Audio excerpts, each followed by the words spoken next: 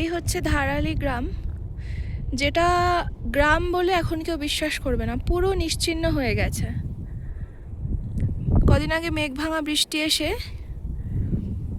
যে এখান দিয়ে ফ্লাডটা বয়ে গেছে, তার জন্য পুরো গ্রাম নিশ্চিহ্ন, গ্রামের নামও নিশান নেই এখান দিয়ে। ধারালি গ্রামের সেই ব্রিজটা যেটা একদম জনশূন্য হয়ে পড়ে আছে, এখান দিয়ে নিচ দিয়ে নদী আর অনেক ভাঙা চোরা জিনিসপত্র দেখা যাচ্ছে। ভালো করে লক্ষ্য করলে না এরকম অনেক কিছু পড়ে থাকতে দেখা যাচ্ছে। এখানে পুরো গ্রাম ছিল।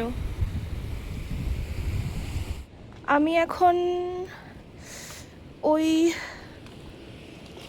ব্রিজের মধ্যে দিয়েই যাওয়ার চেষ্টা করছি আপাতত।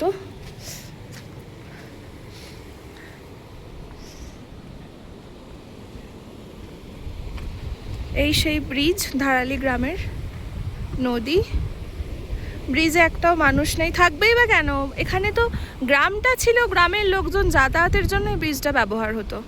আমি আসলাম ওই উপর থেকে হেঁটে হেঁটে, তো ব্রিজটা দূর থেকে দেখছিলাম কেমন লাগছে। এই ব্রিজেই হয়তো একসময় অনেক লোকজন যাতায়াত করতো গ্রামের। কিচ্ছু নেই, কেউ নেই এখন এখানে।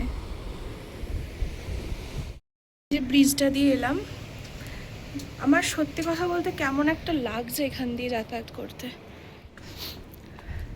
কিভাবে পড়ে আছে জায়গাটা, দেখলেই কেমন লাগছে।